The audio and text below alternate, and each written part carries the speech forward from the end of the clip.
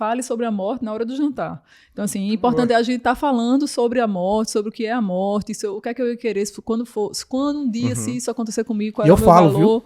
Eu falo também. Eu falo de vez em quando eu mudo de ideia, mudei de ideia, isso aqui nem é assim, porque é dinâmico, né? Sim, lógico. E aí eu pensei fácil melhor, falar na teoria, tal coisa. Né?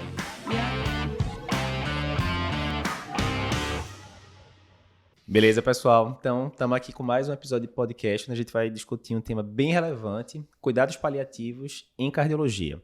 Estou aqui hoje como convidados o Dr. Daniel Gomes e a doutora Maria Magalhães, que são preceptores da geriatria do HC-UFPE, e o Dr. André Lima, né, que é aqui do Cardiopapers, todo mundo conhece, vulgo André Galego. Salve, salve, pessoal. Começando, então, o caso clínico dessa semana, a gente tem seu João, sempre seu João, coitado aqui nos casos da gente, mas seu João, senhor de 76 anos de idade, que é portador de uma insuficiência cardíaca com coronariopatia grave. A gente já está acompanhando ele no consultório já tem 5 anos. No começo era um caso mais tranquilo, né? Seu João tinha 71 anos na época, já tinha histórico de angioplastia, fez várias angioplastias ao longo desse período. E aí, de um ano para cá, que a coisa começou a degringolar mais um pouquinho. Ele teve um novo episódio de síndrome coronariana aguda sem supra, fez novo CAT, aí já não tinha mais o que fazer, realmente anatomia complicada, vasos finos, não tinha opção nem de intervenção cirúrgica, nem via percutânea. É um paciente que já tem CDI, já tem ressincronizador, né? Toda a parte de tratamento de insuficiência cardíaca, fração de ejeção de 30% aí por causa dessa DAC grave. Nesse período que a gente está acompanhando o seu João, ele já teve aí várias internações nos últimos meses, teve 3 nos últimos 6 meses, algumas internações bem longas, inclusive, pior de função renal, aquele contexto de insuficiência cardíaca que a gente conhece, né? E aí, atualmente, o seu João vem na consulta para a gente referindo dispneia praticamente em repouso, ortopneia, episódio de dispneia paroxística noturna, já está com a terapêutica clínica toda otimizada, gliflozina, sacubitril valsartana, enfim, da parte clínica, tudo que tinha para a gente fazer, já fizemos. E ele refere inapetência, perdeu bastante peso, 8 quilos aí nos últimos 6 meses, você vê que ele está com aquele aspecto consumido, né, que perdeu massa magra. A filha diz que ele tem ficado cada vez mais dependente para as atividades do dia a dia. E desanimado, anedonia, as coisas que ele gostava de fazer antes, passear com os netos, ler, já não está fazendo tanto. E agora a filha também tá bem aflita com essa situação toda, você vê que ela tá mais desgastada, né? Ele tá morando junto com ela. Vem para discutir aí com o seu João quais são as opções que a gente tem. Então, a gente separou aqui várias perguntas para vocês, ambos geriatras, né, com muita experiência de paliação. André também, a gente deu muito plantão de UTI, diarista de UTI, então todo mundo aqui realmente já viu muito paciente de cuidado paliativo, né? Então, primeira coisa, Maria, cuidado paliativo, se a gente fosse fazer uma definição rápida, a gente tem muito estudante e a Rinho de Clínica que está vendo aqui o podcast, como é que a gente definiria o que é cuidado paliativo, assim, aquela definição meio de dicionário, e quando é que a gente tem que pensar, tal, dar uma geral aí, pessoal. Certo, joia. Cuidado paliativo, já existem algumas definições, né, mas a mais atualizada da OMS é 2017, e é uma abordagem multidisciplinar, né, que visa qualidade de vida e que deve ser ofertado para todo paciente que tem uma doença ameaçadora à vida, certo. Tá? Buscando o quê? Buscando aliviar sofrimento, certo? Então, aliviar os sintomas. Aliviar sintomas de quais tipos? Físicos, psíquicos, espirituais, sociais, de qualquer tipo de sintoma. Por isso que esse cuidado ele é idealmente feito por uma equipe multidisciplinar. Né? Então, assim, quando você pega lá a descrição do MS, é bem isso. Né? Então, é um cuidado de conforto, né? Buscando alívio de sintomas de todas as esferas para pacientes com doenças ameaçadoras à vida. Isso e a sua família. Tá? Então, assim, o cuidado ao paciente e à sua família, que se estende do período do diagnóstico da doença até o período do luto, no caso, abordando a família. Né? Então, assim, esse cuidado se estende após o falecimento do paciente com a família. Perfeito. Interessante isso que Maria disse, que deve ser pensado nessa abordagem paliativa desde o princípio, né? Desde o momento em que se dá o diagnóstico de uma condição, de uma doença ameaçadora da vida, como Maria disse, e não apenas pensar em cuidados paliativos naquele momento crítico final, os últimos dias, semanas do paciente. Né? Faz toda a diferença na qualidade de vida do paciente, da família. A gente percebe isso na prática, né? Quando a gente aborda e integra os conceitos de cuidados paliativos desde o início. Faz toda a diferença. Ô Daniel, e também o que Maria falou, que apesar da OMS definir como um tratamento, uma proposta de tratamento multidisciplinar, Mesmo quando que você não tem uma equipe multidisciplinar, faz parte do médico. Quando você não está num hospital terciário, que você não tem uma equipe suporte, de terapia ou de tratamento paliativo, você, como um médico profissional de saúde, você sozinho já pode pensar nisso em conjunto com o paciente e contribuindo com essa decisão desde o início, como o Daniel falou, né? Perfeito. E aí, Galego, você colocou um ponto que eu acho bem importante.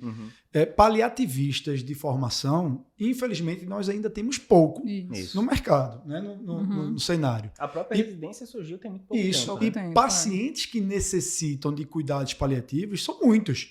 Então, cabe a todo profissional de saúde se interessar e estudar para integrar os conceitos da medicina paliativa na sua prática, dia a dia, né? no seu dia a dia. Porque não precisa de um paciente que tem necessidade de cuidados paliativos ser abordado apenas por uma equipe paliativista. Óbvio que vai ter aquele cenário, aquela situação que eu acho que a gente vai discutir mais adiante no decorrer do podcast, que vai ser estritamente necessário uma abordagem da equipe formada em cuidados paliativos, mas esses conceitos de paliação, os conceitos de ter boa comunicação, né, saber prognosticar bem o paciente, isso todo profissional de saúde precisa saber. E acho que talvez seja um dos objetivos desse podcast hoje aqui. Né? A gente está sedimentando um pouquinho esses conceitos. Porque eu acho que talvez seja um dos grandes mal entendidos, né, aí da paliação, que assim, eu pelo menos na faculdade, quando falava em paliação, e a gente não tinha formação de paliação na faculdade,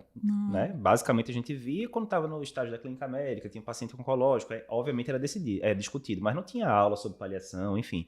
E geralmente o que vinha, a minha visão mental, né, que eu tinha quando eu falava em paliação, eu pensava o quê? Câncer. Né? Câncer terminal, né? Essas duas palavras. Assim até hoje, né? Mesmo ainda com toda a educação que já melhorou muito nos últimos anos, mas ainda é assim muito, né? E aí isso que vocês falaram é extremamente importante a gente frisar, porque até quando a gente vai estudar em cuidados paliativos, a gente fala, né, isso, que é cuidados paliativos primários, que é aquele que todo profissional de saúde tem que saber para fazer. Isso. E inclusive acho que a Organização Europeia de Cuidados Paliativos, se não me engano, no último um consenso que eles tiveram, eles botam até uma pirâmide mostrando ali que aquela base mais larga são as ações paliativas. Então, a ação paliativa, todo profissional de saúde tem que saber. Isso. Aí, um pouco acima, vem as especialidades que são mais afins com cuidados paliativos. Aí vem geriatria, oncologia, o médico de saúde de família, o clínico geral, enfim, que são aqueles que têm acaba que por chance, acabam vendo mais. E aí, no pico, vai ser só uma minoria dos pacientes que realmente vai precisar de um paliativista, que é justamente essa dor intratável, já refratária, sintomas refratários, sofrimento psíquico. Perfeito. Aí tem as indicações específicas que são para quando você chamar a equipe de cuidado paliativo para aquela abordagem. Tá, mas aí assim, vamos ser bem prático agora, certo? Então a gente tá, obviamente, o público maior da gente é de interesse de cardiologistas. Então, assim, quando a gente pensa em cuidado paliativo dentro da cardiologia, insuficiência cardíaca, né, o que a gente pensa logo, o grosso, né? É o principal. E aí, beleza, tá lá, digamos, tá a pessoa, o médico já com experiência, 20 anos de mercado e tal, tá com um paciente com insuficiência cardíaca, fracionação reduzida. Qual é o limiar para ele pensar, não, agora eu vou começar a discutir paliação, porque a gente tem muito medo, né? Cardiologia tem muita coisa não da cura, né? Mas do tratamento eficaz, medicações, é provavelmente a especialidade que tem mais investimento, né? De indústria, de medicação, tudo. E pra gente, às vezes, que você chegar pro paciente e falar, vamos discutir paliação, às vezes o paciente, a família fala, mas peraí, ele tá desistindo de mim, né? A casa caiu e tal. Então, primeira coisa na própria mente do médico tem essa limitação, primeira coisa. E segundo, como é que eu vou saber? Eu estou acompanhando ali 10 pacientes ao mesmo tempo com insuficiência cardíaca, né? Esses pacientes voltam muito e tal. Quais são os que eu tenho que pensar em começar a discutir paliação e quais são os que não, tá de boa, tá respondendo ao tratamento? Qual é o limiar, assim, que a gente usa para pensar esse é paliação e esse não é? Tem alguma coisa do tipo? Certo. Não?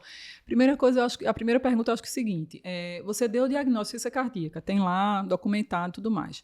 Você sabe que aquele paciente vai ser um paciente, óbvio que a cada dia sai coisa nova, a cada dia a expectativa de vida dele está aumentando, né? E aí a gente já tem melhora de expectativa e de qualidade de vida com os novos tratamentos. Mas você não precisa dizer naquele primeiro momento, olha, vamos falar sobre cuidados paliativos, não precisa ser dessa forma. Mas você já está fazendo uma ação paliativa, você se comunicando bem, dizendo naquele momento, olha, essa doença é uma doença que, enfim, a proposta de tratamento de controle de sintoma, tem muitas medicações, a gente vai acompanhando o senhor, enfim, sou um paciente que vislumbre transplante, aí você fala, aí quando é mais na frente, e controlando sintoma desde o início, né? Então você está controlando sintoma, você já está fazendo cuidado paliativo de toda forma, né? E aí, à medida que a doença vai avançando, aí você vai refalando. Que é o né? caso aqui do seu João, Exatamente, né? A gente foi fazendo reforçando. tudo, né? E a Seu coisa João foi... aqui, por exemplo, principalmente, aqui, ele fez 5 angioplastias, né? Mas há um ano teve essa aqui que já viu que não dava para fazer uma intervenção. Isso. Esse momento era um momento crucial, Aham. né? Dentro da evolução dele, de reafirmar, olha, a gente já está aqui com limitações de tratamento, aqui agora a gente, infelizmente, do ponto de vista hemodinâmico, enfim, a gente não tem como criar novos, abrir espaço aqui mais para melhorar a sua circulação, então a gente vai continuar as suas medicações, vamos acompanhar. Também não teria mais indicação de transplante, né? Porque já está com Isso, 76. aí já reforça é um paciente isso, né? Idoso, Isso, mais isso. frágil, Isso. fugiria dos protocolos de transplante. Isso.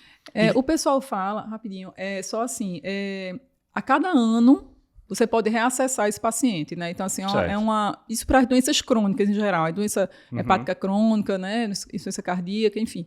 Então, Ou assim, a cada crise. Ou a cada crise, exatamente. A cada Perfeito. internamento, a cada piora na classificação dele, né? Então, assim, a cada momento desse de crise, ou no mínimo a cada ano, você vai reafirmando ali, você vai, como se fosse assim, colocando eles, ambientando a família e o paciente na situação como está atualmente, né? E acessando e reacessando as prioridades vontades, e desejos, preferências do paciente, né? E como Maria bem disse aí, a gente está falando aqui de seu João, que é um cardiopata, a gente pensa logo de espineia, dor torácica, né? Mas a gente tem que ter em mente que um paciente cardiopata como o seu João, ele tem múltiplas demandas. É um paciente que muitas vezes está dormindo mal. Sim. Né? Seu João tem dispneia paroxística noturna, Isso. deve estar dormindo mal. Perdeu muito peso, Perdeu muito peso, deve estar sarcopênico, Fadigado. fadigado. E isso quando a gente fala de C, né? Ele perdeu 8 quilos, mas talvez tenha sido até mais, né? Porque ele tá Isso, ganhando porque edema talvez e tal, ele tenha né? Então ganho... ele tá trocando massa muscular por verdade, líquido, né? verdade. Exato. E aí, existem outras demandas aí, o sono, fadiga de seu João, que deve estar interferindo na qualidade de vida dele, né? Então, sintomas relacionados ao humor, depressão, né? Ansiedade é muito comum desses pacientes. Exatamente. E que se a gente só fica ali tentando reacessar peso, pressão, classe funcional pela Fazendo mirra, a medicina alopática normal que a gente está medicina acostumado, né? tradicional, a gente vai estar deixando de abordar, acessar sintomas que muitas vezes são sintomas que impactam mais na qualidade de vida do paciente do que propriamente os sintomas cardiovasculares. Sim. Isso. Lapa, e só voltando à pergunta, né, de forma objetiva, uma das perguntas mais famosas que tem em cuidado paliativo é a pergunta surpresa. Você acharia que esse paciente poderia morrer nesse ano, no intervalo de um ano, esse paciente Você ficaria surpreso, ficaria surpreso né? se ele falecesse? Isso. Então isso é uma possibilidade de perguntar e você começar a se analisar se esse paciente realmente já teria uma indicação mais formal de cuidado paliativo. E outra situação que eu acho que é a chave principal e é um dos principais mitos para o profissional de saúde e para a família é aquele medo que você falou. Estão desistindo de mim? Isso. Então, essa história de desistir do paciente ou a família pensar que o médico está desistindo do paciente gera todo um cenário que é muito difícil de abordar e, às vezes, os valores que... das principais ferramentas para se avaliar como paliativista é considerar que cada pessoa tem valores diferentes do seu. Lógico. Isso. Às vezes você poderia achar que nessa situação esse paciente poderia estar pensando que está desistindo, mas para aquela pessoa ser diferente. Então, é como a gente está comentando aqui. Conhecer o paciente é complicado, é difícil, requer tempo, e o que a gente está perdendo, e com os cuidados paliativos a gente está começando a ganhar isso novamente. Isso. Perfeito. Inclusive, o que Galego falou aí, dessa pergunta surpresa, inclusive é colocado por alguns guidelines, diretrizes, como uma forma de rastreio da necessidade de cuidados paliativos. E serve, inclusive, tanto para o profissional de saúde, para a equipe de saúde, como para o paciente e família. Que, por sinal, a gente comentou no podcast Fragilidade. Quem não viu ainda, vê lá. Eu, doutor Daniel e Patrícia. Foi ótima a discussão. Tá lá no YouTube, nos podcasts. Outra coisa também interessante muitas vezes a gente vê, né? Porque a graduação da gente é muito alopático, né? A gente quer saber muito de intervenção, de medicação e tal. Isso. E muitas vezes eu vivo dizendo isso, muitas vezes a pessoa acha que ela se forma achando que a medicina gira ao redor do médico e gira ao redor do paciente, obviamente, né? Então, até às vezes a gente vê você está lá com um interno, com um residente de cardio de clínica, na hora que chega um paciente que você já não consegue mais avançar na parte de intervenção ou de medicações, aí o pessoal às vezes fala, mas esse caso, entre aspas, né? Esse caso já não tem tanta graça, agora eu não tenho o que fazer, né? E toda vez que eu vejo isso, agora eu falo, minha gente, agora essa é a situação que você não vai aprender só lendo livro, nunca. Você vai ter que estar lá conversando com o paciente, né? E justamente isso, priorizando o que é que o paciente quer. Nunca vai ter paciente igual. Vai ter paciente que vai falar, olha, mesmo que eu fique em sofrimento durante um tempo, eu quero, porque eu quero ver a formatura do meu filho, alguma coisa assim, né? Então vão ser metas completamente individualizadas, que se você for ler no guideline, vai estar lá numa linha, individualizar a meta. Muito bonito você ler no guideline, agora você colocar em prática é dificílimo, né? Você realmente fazer isso, é uma coisa que tem crescido muito, que é essa medicina centrada no paciente, né? Isso em todas as áreas se fala muito nisso. Né? E aí, assim, dois pilares dessa questão é essa coisa a comunicação, né? Então, assim, é um pilar de cuidado paliativo, né? Então, todo mundo, na verdade, todo profissional de saúde tem que saber se comunicar bem, que é outra coisa que a gente não é treinado na faculdade, né? E aí eu sempre digo a todo mundo, toda vez que eu dou aula, eu digo, minha gente, vamos fazer curso, vamos estudar, porque tem um monte de curso bom para ser feito e a gente tem que se especializar nisso. E alguns acham, Maria, que eu não sei me comunicar bem. Não, é uma habilidade que se treina, mas né? Isso, comunicação é uma habilidade treinável. Treinável, totalmente. Isso. A primeira etapa é reconhecer que pode não estar comunicando bem. Isso é o mais difícil, porque às vezes é aquela história de quando você está na ignorância e você acha que está no top da... Isso. O Dunning-Kruger, né? Isso funciona. Eu sempre falo para os residentes uma dica é a seguinte, aquele negócio, você falar, o paciente entender, são duas coisas diferentes, né? Exatamente. Então, nessas horas, principalmente, isso serve para geral, não é só para, por exemplo, você está indicando vai conversar com o paciente com DAC crônica, se vai angioplastar ou não. Aí você explica, olha, isso aqui não vai diminuir morte, isso aqui não vai diminuir infarto, mas pode melhorar a qualidade de vida. Nanana. Acabou aquele troló todinho. É interessante você chegar e falar, Dona Maria, me diga aí o que, a senhora entendeu disso aí, tudinho que eu falei, né? Exato. Porque às vezes você fala uma coisa e vem aquele telefone sem fio e muitas vezes é erro seu de não ter explicado no termo certo, né? Enfim, né? Existem técnicas, né? Exatamente. Inacessíveis para o paciente. Exatamente. Existem técnicas específicas, como o Daniel falou, que a gente treina, né? Então toda hora a gente está fazendo curso, assistindo novela, eita, isso, eu não sabia disso, eita, eu fazia isso errado. Toda hora, mesmo a gente que faz muito, a gente de vez em quando está vendo que pode melhorar em alguma coisa. Então isso é extremamente importante. Voltando só à coisa da indicação que você perguntou lá atrás em relação a, por exemplo, eu estou com um monte de paciente, quem é o paciente, né? Então, assim, uma coisa é só a gente pensar assim, todos são passíveis de cuidados paliativos, porque tem uma doença ameaçadora à vida em algum momento, né? Então, mas lá no início, aquele paciente no início, você vai cuidar de sintoma, tá sempre perguntando o valor dele, o que é importante para ele, isso aí já é cuidado paliativo, se comunicando bem. Pronto, no início é isso. Perfeito. Depois ele vai avançando, como a gente falou, né? E aí a gente cada vez mais vai estar perguntando, né? E aí, o que é que o senhor acha? O que é que está lhe incomodando mais? E aí, por exemplo, chegou aqui o paciente já, assim, alguns marcos de que a gente está vendo que o paciente está chegando em fase de terminalidade.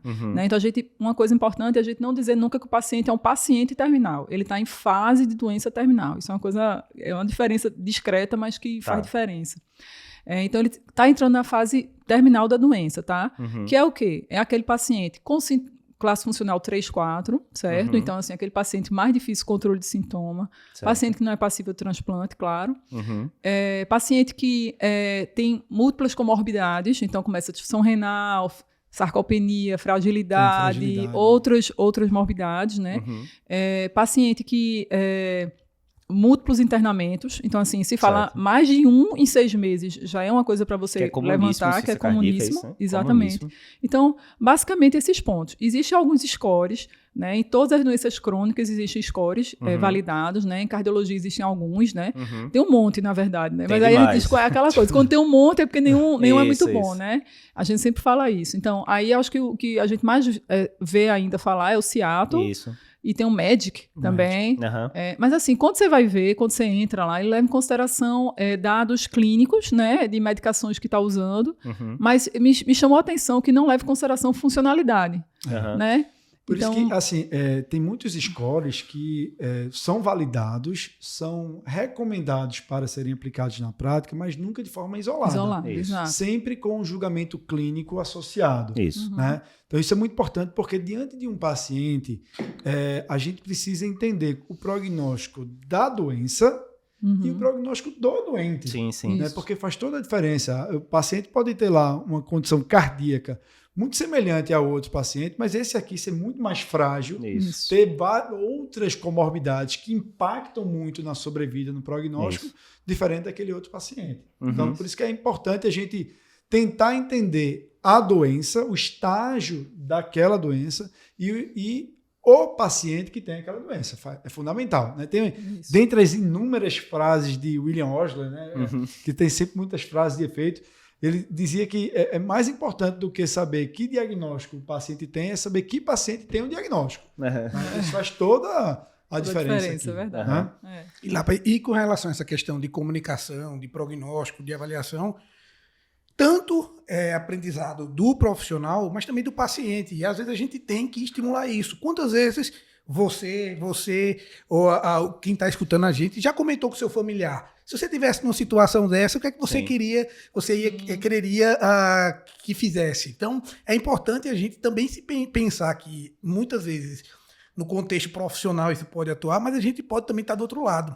Então, é importante que essa cultura ela vá crescendo, porque é sempre importante a gente comunicar o que eu queria que acontecesse e meus familiares também. Então, é importante sempre difundir isso, né? Não, e é importante você falar, porque assim, a morte é um grande tabu, né? Na civilização ocidental, Sim, né? sim. Eu acho que os orientais, algumas civilizações orientais trabalham bem mais tranquilo com isso. No ambiente ocidental é difícil e às vezes é isso. Às vezes o paciente quer falar, ele tá sentindo que a casa tá caindo, Sim. mas aí às vezes tá a filha do lado, ele fala, não, mas se eu vai falar ficar isso, tudo ela vai bem, notar que eu tô assim, aí, né? Não, e ele não quer que ela sofra, porque Exatamente. tá vendo que ele tá sofrendo. Exatamente. Aí a gente sempre fala, né, que ele tá, às vezes o paciente tá morrendo sozinho. Exatamente. Cheio de gente ao redor, mas na solidão, né? Porque Exatamente. nem ele fala o que tá sentindo, aí também, pra não fazer sofrer os familiares não querem fazer, aí fica aquela coisa, não, papai, vai ficar tudo bem, para de falar besteira. Exatamente. E, Por isso e que às eu vezes, digo, quando a gente faz uma abordagem paliativa, muitas vezes é libertador. exatamente. Para o paciente e muitas vezes para uma família que está desgastada. Exatamente. Né, que está vendo ali várias hospitalizações, várias intervenções Isso. sendo feitas e o paciente só sofrendo. A família, muitas vezes, quando a gente começa a falar, eles meio que dão uma Isso. respirada. Era bem isso que eu queria falar, mas Exatamente. eu Não tinha coragem de Exatamente. tocar nesse assunto. acessar. Mas é isso que eu digo, né? Por isso que eu gosto tanto de cuidado paliativo, apesar de vocês praticarem muito mais do que a gente da cardio, por causa da geriatria, né? Tem uma incidência muito alta, mas eu falo isso sempre para os residentes, porque assim, você pegar um paciente com fracionalização de 30%, um residente de clínica, mesmo não sendo cardiologista, ele sabe quais são as medicações. Tem que usar IECA, terapia tripla, né? Não tem muito mistério, tá lá nos guidelines, é uma coisa muito objetiva, preto no branco, né? Cardiologia hoje em dia. Exatamente. Agora, você ter esses nuances, a diferença de um médico bem preparado nessa parte e de um moderadamente preparado ou pouco preparado, a diferença é gigantesca na qualidade do resto de vida do paciente, né? É muito grande a diferença, né? E além da morte ser um tabu, a questão da cura, né? A gente foi treinado para saber que o sucesso do médico é o paciente, a gente lutar contra a doença, lutar contra a morte. Então, o tabu que a gente tem hoje e que muitas vezes a gente, nesse momento de final de vida, a gente luta bastante primeiro, a contra-referência do médico ou da equipe médica, que às vezes o paciente tem mais de um médico que está acompanhando esse paciente e às vezes você vê que existe uma dificuldade de correlacionar. Às vezes a equipe de paliação, ela entra justamente no contexto de mediação. É que ajuda bastante a gente, porque às vezes tem a contra-referência do médico, ele tem o tabu que para ele, esse paciente falecer, mesmo numa doença que seria num estágio intratável, para ele não está sendo vitorioso, ele está sendo derrotado. Isso. Então isso é uma coisa que a gente tem que cada vez mais ir metabolizando isso na nossa cabeça. E aí você tocou, Galego, num tema até importante, a gente falando aqui um pouquinho de prognóstico, vínculo do médico com o paciente, a gente entra talvez na questão da prognosticação, né, que é tão importante, e nós médicos, prognosticamos mal. Isso. A gente erra muito o prognóstico, né? Erra para mais. A gente tende a ser mais otimista do que, de fato, os pacientes vão acabar falecendo antes da previsão da gente. E aí tem alguns dados, alguns trabalhos interessantes que mostram que quanto mais próximo, mais duradouro, longo é o vínculo do paciente com o seu médico, maior a chance do médico errar o prognóstico. Sim. Né? É. Aí quando vem alguém de fora, e aí percebe logo É. de cara que o prognóstico não é tão bom como aquele Exatamente. médico que vinha com Mas 200 esse é um dos pacientes. motivos de você não dever tratar parentes, né? Pessoas muito Isso. próximas, né? Porque aí, obviamente, Uhum. você não vai ter uma avaliação tão É. objetiva da situação, né? É. Às vezes você Dentro- quer já fazer o bem, mas Isso. simplesmente você tem os Você trava seus ali, filtros, né? Você tem seus emocionalmente filtros, né? você E nessa trava, questão de errar prognóstico, tem alguns trabalhos que mostram que o médico, em média, erra tem um erro 5 vezes mais. Ou seja, Ou seja, não é de leve, não. Não de é um leve, erro de não, 10%, não, né? Tipo assim, se o paciente que morreu 1 mês, ele prognosticou 5 meses, Sim, sim. 6 meses, bota aí 6 vezes, 5 vezes 6, então 30 Dentro meses. da equipe, também tem um estudo bem interessante que fala assim, dentro da equipe, por exemplo, o paciente está lá internado, aí esse trabalho fez um questionário lá perguntando a diversos profissionais da equipe, o médico, o enfermeiro, que mais acerta é o técnico de enfermagem. Que é quem está mais Quem perto está do colado no paciente, paciente, né? Interessante. E aí é quem mais conversa, às vezes, Interessantíssimo. que é quem está mais junto, quem está vendo os sinais, quem está todo dia pegando no paciente, né? Interessantíssimo. Então, assim, isso é bem, bem interessante. Por isso que é tão importante ter uma equipe, né, também, para você. Lógico, Cada um aí, o que é que lógico. você acha? Eu acho isso, né? Então, Lógico. isso ajuda muito. E Maria tocou num ponto crucial, que às vezes você não. A quantidade de serviços que tem equipe de paliação especializada é pequena, mas todo mundo trabalha em equipe, principalmente nesse tratamento dos pacientes. E a cultura de cuidado paliativo tem que ser disseminada na equipe toda. E às vezes, quando você vai discutir a relação, a comunicação tem que ser englobar todo mundo. Uniforme, né? Como eu trabalho muito em UTI, trabalho em paciente grave, às vezes você tem que deixar toda o nosso mapa de funcionários, de equipe, de time, muito entrosado, para que aquela situação fique muito fácil, muito mais light de trabalhar, né? Então a equipe, mesmo não tendo um time de cuidado paliativo, a sua equipe tem que estar entrosada e tem que estar consciente dos princípios de cuidados paliativos, né? Até porque na hora da comunicação, às vezes você faz tudo certinho. Exato. Isso, E aí isso. vem E no alguém outro fala dia lá, uma coisa, um nutricionista, ruído, né? olha, não tá Isso, comendo isso. nada, esse negócio de não passar assunto. Aí acaba com todo o passos para trabalho. trás, né? Essa parte do prognóstico que vocês falaram, uma coisa que a gente vê muito, né? Isso a gente via já desde a época de infância, vendo filme, né? O médico deu 3 meses de vida, né? E, né? Em filme americano aparece muito isso. Como é que vocês lidam com isso? Porque, assim, óbvio, né? Uma parte importante, quando você está com um paciente que tá arrumando para uma fase terminal, óbvio, ele tem que ter noção do que vem, até para ele organizar a vida, etc. Mas também é muito frio você chegar para o paciente e falar, olha, eu calculei aqui um score e sua sobrevida média de 4 Não meses faz e 13 isso, dias, né? né? Óbvio Não não. faz, Então, né? como é que vocês calcularam lá? Pegaram um score, qualquer que seja, e disse, olha, a sobrevida média desse paciente é de 4 meses. Como é que vocês abordam isso na prática, na hora que estão conversando com o paciente? Certo. Raramente, né? Primeiro de tudo, uma coisa que a gente faz muito, né, Mary, na prática, quando o paciente pergunta, quando vem do paciente a pergunta, quanto tempo de vida eu tenho, primeira coisa que a gente deve fazer é saber por que ele está perguntando aquilo. Devolver Perfeito. a pergunta, né? Devolver a pergunta. Por que o senhor quer saber essa informação? Para entender, porque de repente o paciente quer se planejar. Ah, não, Perfeito. seu João, aqui nosso paciente, poderia querer estar presente no casamento da neta, né? Poderia ver o nascimento do neto, ver a formatura de um parente. Perfeito. Enfim, a gente tentar entender quais são as expectativas dele, né? Por que ele está querendo saber daquela informação. Esse é um ponto. Joia. Né? Outro ponto, a gente precisa, a gente não pode dizer só Deus sabe. Certo. Né? Não, tem um que cristal. até eu posso morrer antes do senhor, ser atropelado aqui. Essa é uma pergunta, isso é uma resposta horrível. que jamais Claro, tem que dizer, né? Você tem ferramentas Certo. para prognosticar bem. Prognosticar. Óbvio que você não vai dar um número, a gente não recomenda Exato, você dar um né? número cabalístico, Certo. mas o que se recomenda é você dar um norte. Aproximação. Aproximadamente de semanas a meses, né? De meses, alguns meses a poucos anos, Certo. dias, horas a poucos dias, né? Mas você precisa dar uma noção estimativa, geral. né? Isso. Ainda Isso. que não muito precisa, mas você precisa dar essa resposta. Isso, né? isso. E a gente tem como ter noções disso. É. Na cardiologia, né, a gente tem uma certa dificuldade, falando aqui especificamente do paciente cardiopata, né, diferente do paciente oncológico, em que a trajetória de declínio ela tende a ser mais É bem uniforme. mais linear. E em pacientes com doenças crônicas, como DPOC, insuficiência cardíaca, aí o que a gente vê muitas vezes é o paciente que tem exacerbações e melhora, ressurge, às vezes melhora mais do que a gente Isso. esperaria, e vai ali, passa alguns anos tendo exacerbações, e a gente nunca sabe quando é a última vai ser a última. exacerbação. Isso. Né? Até a gente fala assim, o paciente em cuidado paliativo, assim, na reunião, eita, esse paciente está serrilhando na curva. Né? Serrilhar na curva é isso, ele vai ficar cada vez mais rápido, mais frequente as exacerbações. Aham. E aí é isso, né? A gente nunca sabe quando vai ser a última, né? E é muito comum a família, o paciente, não, doutora, mas olha, seu João, por exemplo, seu João, dessa vez, realmente, a gente está fazendo as medicações, mas a gente... Mas, doutora, por que eu não estou melhorando, né? O ano passado, há 6 meses, eu internei desse mesmo jeito, mas eu melhorei, lembra? Eu fui para casa, dessa vez eu vou conseguir também. Então, assim, é sempre isso. Da última vez eu consegui, e por que agora eu não vou conseguir, né? Então, e aí é realmente importante a gente ver, bom, nas hospitalizações anteriores, ele saiu relativamente parecido como entrou, mas agora, nos últimos meses para cá, ele já vinha declinando, como o nosso paciente aqui, seu João. Seu João já vem ali dependente da filha para desempenhar as atividades da vida diária, né? Já perdeu muito peso, aparentemente já deve ter um quadro de caquexia. Isso. Né? Então ele está mostrando ali para a gente outros indícios de que ele não tem ali apenas um fato isolado de uma agudização.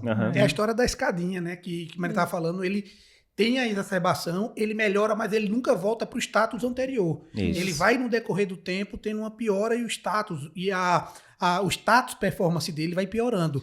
E uma das coisas mais importantes na prognosticação que a gente estava comentando é justamente o status dele. E não é o status que você deve avaliar no momento da agudização. Você tem que sempre considerar o status, vamos considerar um mês anterior, para poder ter realmente um aspecto do que realmente esse paciente tinha. E aí, nessa prognosticação, existem os scores. Em cardiologia, eu acho que é a especialidade que tem mais score. Vocês adoram os scores. Mas geriatria tem o mais nome de também, estudo. Mas é justamente por isso, porque percebeu-se que a capacidade de você avaliar sem o score é muito, muito ruim. Isso. Mas, e quanto mais próximo, e pacientes que têm doenças crônicas e que quando o médico que trabalha, que acompanha esse paciente no período, no estágio crônico dele, também vai acompanhar na fase aguda, é como você comentou, é extremamente clássico essa dificuldade de E é aquele negócio, né, galera, que Daniel Kahneman, né, que é um cara que eu gosto muito, que é prêmio Nobel de Economia, ele fala, as pessoas se acham mais inteligentes do que elas de fato são, né? Isso aí tem aqueles estudos, né? Você acha que você dirige melhor do que a maioria? E 90% das pessoas dizem que dirige melhor do que a maioria. Olha, é impossível. Se todo mundo diz que dirige melhor do que a maioria, você é a maioria, né? Então, assim, todo mundo acha, não, mas eu não preciso do score porque eu sou, né, tenho muita experiência e tal. Dentro dos scores, assim, tem os scores que a gente usa em cuidados paliativos, o principal deles é o PPS, né? Que é o Palliative Performance Status, né? Score. E aí, ele é derivado do Karnofsky, que o Karnofsky é validado para oncologia, mas o PPS, na verdade, é usado para qualquer doença que está sendo acompanhada em cuidados paliativos. E aí, sempre isso, o paciente exacerbou, internou, aí você vai ver o PPS daquele momento, mas a gente sempre pergunta ao paciente, à família, não, como é que ele estava antes? Não, ele começou a piorar uma semana. Tá, mas antes dessa semana, como é que ele estava? E aí o PPS, ele leva em consideração 5 coisas, né? E aí você sempre vai na coluna da esquerda para a direita, descendo. 100% é o paciente ótimo, a gente aqui, né? Não é nunca seu João, né? Então, vai piorando, vai descendo 10 em 10 até o final, que é 0, que é quando ele vem a falecer. 10% é o pior. Então, assim, aí você sempre vai perguntando, aí capacidade de ambulação, se ele é acamado, se ele fica, enfim, sentado, a maior parte do tempo sentado, não sei o quê. E aí você vai andando, atividades do dia a dia, né? E depois vem capacidade, alimentação, assim, a capacidade dia a dia, e se ele consegue fazer o autocuidado, é o próximo, e depois alimentação e, por último, nível de consciência. Certo. Né? E aí você vai descendo. Né? Por exemplo, se a gente fosse, assim, grosso modo aqui ver seu João, né? Sim, aí em oncologia, a gente considera quando dá 60%, para oncologia, a gente já tem uma estimativa, como a curva é mais linear, como o Daniel falou, a gente já tem estudos que mostram que você tem ali 90 dias de prognóstico. É bem pouco. Mas para as doenças crônicas não é assim. Certo. Até porque varia muito. Às vezes ele interna com 20, isso, né? E aí você melhora, ele volta lá para os 70, que era o dele antes, ele vive mais não sei quanto tempo. Exatamente. Mas é mais para você saber, por exemplo, mas aí ele, vamos dizer que seu João aqui, como eu estava falando, ele está cada vez mais dependente da assistência de sua filha para atividade de vida diária. Então, assim, claramente, a gente não sabe aqui se ele está o tempo todo, mas vamos dizer que ele fosse ali parcialmente o tempo acamado, né? Então ele já fica ali uns 60, mais ou menos. Para atividades básicas, ele já está dependente, Então ele já vai cair, se eu não me engano, para 50 ou 40. Assim, óbvio que Aham. ninguém sabe decorar isso, tá, gente? Nem tem Assim, porquê, todo né? mundo Consulta, olha, todo né? mundo olha todas as vezes. Eu Mas, sempre assim, digo para os residentes, às vezes me perguntam, não, doutor Dara, como é que é aquele... obesidade A minha gente, não, tem coisa, a gente, nos cursos da gente, prova de tech e tal, ó, minha gente, isso aqui vocês vão ter que decorar, não tem, infelizmente, Não, depois da prova vocês jogam fora. depois esquece, Mas você tem que ocupar o HD com coisa que seja relevante, né? Isso, Uma exato. coisa que um celular vai dizer no aplicativo, você não vai decorar, óbvio. Exato. Né? Então, Óbvio. assim, aí tá ali, vamos dizer, aí desceu para 40, né? Uhum. Aí, aí vamos dizer que a alimentação dele, ele já tem caquexia, né? Eu acho que já Sim. tinha Já, aqui já, falando, né? já. Já tinha... Perdeu Bem 8 inapetente, quilos, perdeu 8 exatamente. quilos. Aí Aham. vamos dizer, caiu mais um pouquinho, aí reduzido. Enfim, vamos dizer que o basal dele fosse ali uns 40. Certo. Porque também de 40 para... Aí ele fica mesmo, a alimentação e nível de consciência fica bem igual, sabe? Aham. Enfim, aí você só vem mudar mais no final, que fica cuidados com a boca, aquela fase bem avançada. Uhum. Então vamos dizer que ele já vivesse ali nos 50, vamos dizer, mas aí na agudização ele caiu para 20. Aí Uhum. você vai otimizar a sua terapêutica, ver se você consegue voltar para os 50 para ir para casa. A ideia é essa, né? Então, assim, Certo. geralmente a gente consegue que ele fique perto do que era, mas a Uhum. grande maioria das vezes a gente não vai conseguir mais que ele volte a ser o que era antes. Pois é, né? que é totalmente diferente, por exemplo, um paciente de 20 anos que tem um politrauma ferrado, né? Fica Sim. ali, faz pulmão de Sara, fica entubado 10 dias e tal. Mas ele passando por aquela bronca toda, daqui a um ano você vai encontrar o paciente, ele vai estar zerado a princípio, né? Se não tiver tido nenhum dano permanente e tal, né? Então aqui é totalmente diferente, realmente, né? Então, lá tocou no assunto da furosemida, do LASIK, no paciente com IC. Então, a gente já discutiu bastante sobre as indicações, a importância do cuidado paliativo, mas de forma prática. A gente vê muita discussão teórica sobre a indicação, as benesses do cuidado paliativo, mas de forma prática, como é que o cuidado paliativo ele pode ajudar no controle de sintomas? Como é que, de forma prática, a gente consegue fazer isso? Quais são os principais sintomas nessa fase terminal da doença? Ou no início da doença que você estabeleceu um tratamento concomitante com o tratamento da doença dele? Como é que a gente pode fazer de forma objetiva o tratamento e o controle de sintomas para esse paciente? Porque tem muita gente também, né, galera? Tanto pessoal mais antigo que não teve formação de paliação, né, na época da faculdade ou residência, quanto o pessoal mais novo e os próprios pacientes. Na hora que fala paliação, fala, pronto, agora vai largar de mão, não vou usar mais nada, né? Tô abandonado no meio do mundo e acabou, né? Isso é um grande erro que achas. Não, tira o time de campo da cardiologia, entra, é substituído ali Isso. pelo reserva, que é o paliativista. Exatamente. Tem até uma Se não é figurinha assim, antiga, né? Que são É. dois Jogam portas, juntos. né? Que você entra de um e sai de um e entra na Né? outra. Exatamente. Então, é uma integração do cuidado. Então, as equipes vão jogar juntos, né? Vão estar de mãos dadas aí no cuidado. Então, respondendo um pouquinho uma pergunta do Galego sobre manejo de sintomas, né? Então, por exemplo, aqui, não paciente cardiopata, um sintoma que, na maioria das vezes, predomina é a dispneia. Sem dúvida. Né? Então, Sem dispneia. E aí, quais são os princípios do manejo da dispneia no paciente cardiopata? Primeiro, adequar a terapia da doença de base. Sim. Se o paciente tem insuficiência cardíaca e não está com o arsenal terapêutico que vocês aqui falam muito, nos ensinam muito bem aqui no Cardio Papers, né, faz toda a diferença o paciente estar com terapia otimizada. Perfeito. O que ele pode fazer para a insuficiência cardíaca. Isso é um ponto. É porque essa coisa é importante se frisar, porque assim, para a doença oncológica, que todo mundo pensa, cuidado paliativo câncer, né? Para a doença oncológica, de fato, na fase terminal, você não faz mais terapia oncológica específica, né? Então, Porque acaba sendo maléfico. Porque acaba sendo maléfico, Vômito, de fato. de quimioterapia, Aí esse aquela raciocínio coisa toda, né? ficou pensando-se de senso comum que Isso. também seria para as outras doenças. Mas para doenças crônicas em geral, pelo contrário, é a hora que você tem que É a hora manter você tem que mesmo. tentar otimizar ao o máximo máximo. que for possível o tratamento, o manejo. Do que possa trazer algum benefício. Benefício, Porque, por exemplo, se você claro. acha, digamos, o paciente tem uma sobrevida de 6 meses, você manter o IECA num paciente de fração de 30, vai diminuir sintoma. Já a estatina, Exatamente. provavelmente não vai ajudar em nada, né? Exatamente. Provavelmente não vai ajudar em nada, né? Bem colocado, Lapa, bem colocado. Então, é você, primeiro, otimizar o tratamento da doença de base. Perfeito. Segundo, é você lançar mão de alguns tratamentos até não medicamentosos. Então, por exemplo, na dispneia, tem muito um componente de ansiedade. Uhum. Então, você tem que manejar a ansiedade do paciente. Muitas vezes o paciente tem crise de dispneia Isso. por ansiedade. A Exato. ansiedade corrobora muito para aquela crise. Então, você tem que abordar a ansiedade. Às vezes, se o paciente está ali um pouco dispneico, o simples fato de colocá-lo na frente de um ventilador, Sim. Isso. né, sendo ventilado ali, isso pode ajudar a diminuir a dispneia, certo? Exato. Ô, Daniel, e rapidinho, e aquele paciente que o pessoal fala, não, eu fiz Lasix, o paciente melhorou, mas a creatinina saiu de 1 para 2. E agora? O paciente melhorou de sintoma, mas o laboratório piorou. O médico está incomodado. Ele deve tratar o paciente ou o laboratório? Nesse momento aí, é prioritário que ele tente tratar o sintoma do paciente. Perfeito. Né? Piorou muito, você pode tentar reduzir um pouco a dose do diurético, enfim, vai tateando. Não há uma resposta certa, universal para todos os casos. Isso. Mas você deve focar aí no controle rigoroso dos sintomas. Então, Só um exemplo ainda com relação ao cuidado dos sintomas da dispneia no paciente de forma geral, inclusive de cardiopatia, que às vezes não é muito focado nisso. Às vezes chegou um ponto que você já está na fase de diurético máximo, ele já não está respondendo, mas está dispneico. E aí, o que a gente pode fazer a mais para esse paciente que está numa situação de insuficiência cardíaca terminal? A gente já usou diurético, ele já não responde, foi optado para não utilizar terapias invasivas. O que a gente pode utilizar para melhorar mais esse sintoma, mesmo na cardiologia? A gente está mais acostumado a utilizar na oncologia, mas na cardiologia a gente também pode utilizar. Opioide, né? Opioide. Isso. Então, assim, as duas coisas que fazem diferença, assim, claro que, como vocês falaram, o diurético vai fazer muita diferença para o cardiopata, mas, assim, as duas intervenções que fazem mais diferença para a dispneia são os dois óleos, é opioide e oxigênio.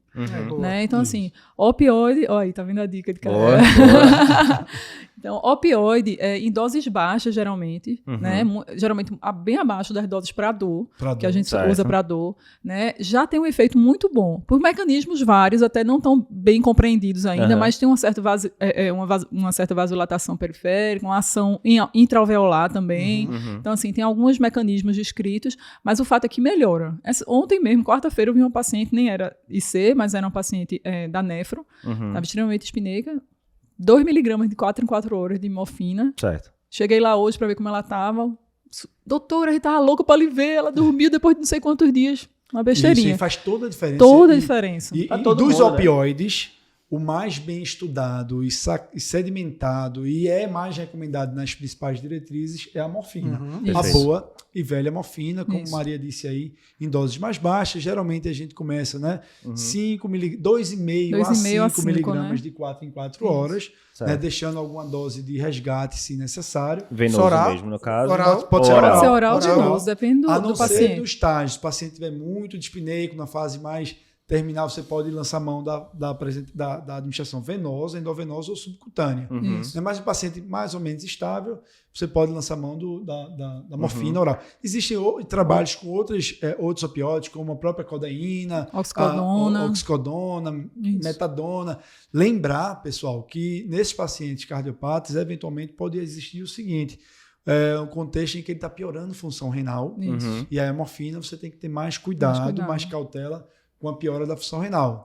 Isso. Nos pacientes com piora da função renal, aí entra em campo aí o papel da metadona, pode ser útil nesse cenário. Mas, via de regra, o opioide que mais se utiliza ainda é morfina. Vocês costumam ver muito prurido? Não, porque assim, é um dos efeitos colaterais, mas com essa quantidade de dose, geralmente não, né? Tranquilo, pouco né? comum. E nem náusea também, né? Com essas não. doses mais baixas. Os efeitos colaterais mais comuns são constipação, sonolência, né? Certo. Náusea no começo, mas assim, com essas doses para dispneia, geralmente não e é. esses sintomas, esses efeitos colaterais tendem a ir melhorando com o passar dos dias, a não ser a constipação. A constipação não tende a melhorar. Então, aquele velho axioma, né? Todo mundo está cansado de ouvir isso. A mesma mão que prescreve o opioide deve prescrever o laxativo, porque de fato é um efeito colateral muito comum. Mas não é tão intuitivo assim, não. Isso aí é um erro extremamente comum.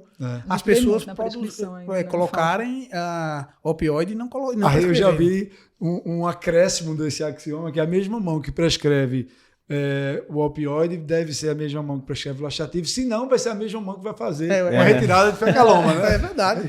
O laxativo que vocês passam aí costuma ser óleo mineral, lactulona ou alguma coisa óleo mais? Mineral não. Tipo, óleo mineral não se usa.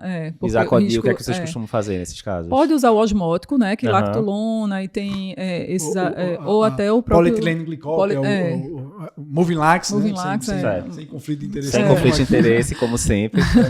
Mas, Ou os irritativos, como o Senna, que é o Tamarine, também sem conflito de interesses, e Bisacodyl. Bisacodyl, Perfeito. Bisacodyl é bom porque o efeito Isso. da constipação do opioide é justamente por diminuição Da motilidade. motilidade. Então, o Bisacodyl vai agir nessa fisiopatologia mesmo do opioide. Então, muito Perfeito. frequentemente a gente precisa do Bisacodyl. Às vezes associa, né, o osmótico com o estimulante, que é, por exemplo, o Bisacodyl. E mais um mito que a gente tem que tirar é que a morfina, o opioide, ele não mata o paciente. Isso. Uma das coisas principais que os mais antigos tinham é que você fazia aquelas soluções M1, de né? eutanásia, de M1, de tentar que o paciente vai falecer por isso. E não, já está bem claro que o opioide ele melhora o sintoma, principalmente de dispneia, de dor, e ele não vai piorar o prognóstico ou vai fazer com que a expectativa de vida desse paciente diminua. Né? Isso, você tem que ter uma cautela maior em pacientes que têm apneia do sono, Certo. Isso. né? Pacientes que já são retentores crônicos de CO2. Uhum. Né? Os renais, né? Os pacientes com doença renal crônica em estágio mais avançado em relação à morfina, né? Mas, via de regra, utilizando doses baixas e fazendo Reavaliando, a titulação da dose tende a ser um tratamento seguro. Esse preconceito é um preconceito com as equipes de saúde e com as famílias, né? Sim, com a população sim. em geral. Então, Sim. é muito comum dizer, olha, eu vou botar morfina. Doutora, quer dizer que ela já tá na beira da morte. Aí o povo já começa a chorar. Uhum. Não, a gente tem como profissional de saúde desmistificar isso, né? Isso. Explicar que é uma medicação. Justamente. Às vezes eu até falo assim, minha gente, ela vai fazer 3 miligramas. Uhum. Tem gente que toma 30 miligramas e trabalha. Uhum. Então, assim, não é nada esses 3 miligramas, é muito pouco. E com 4 horas a droga já sai, que é outra coisa importante, você fazer a posologia, porque às vezes a gente vê também, né?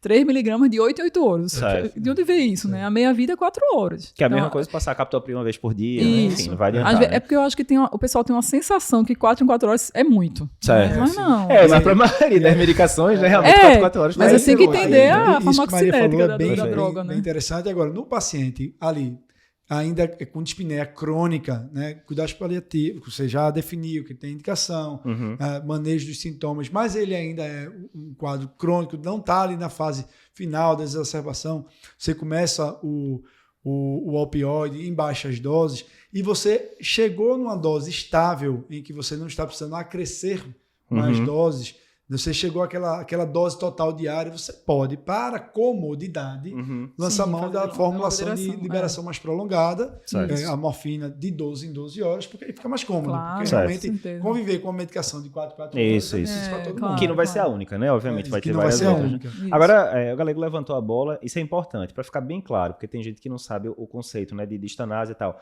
Diferença de ortotanásia, distanásia e eutanásia, o que é permitido por lei, o que é permitido, mas não deveria ser feito, faz essa diferença aí pro pessoal.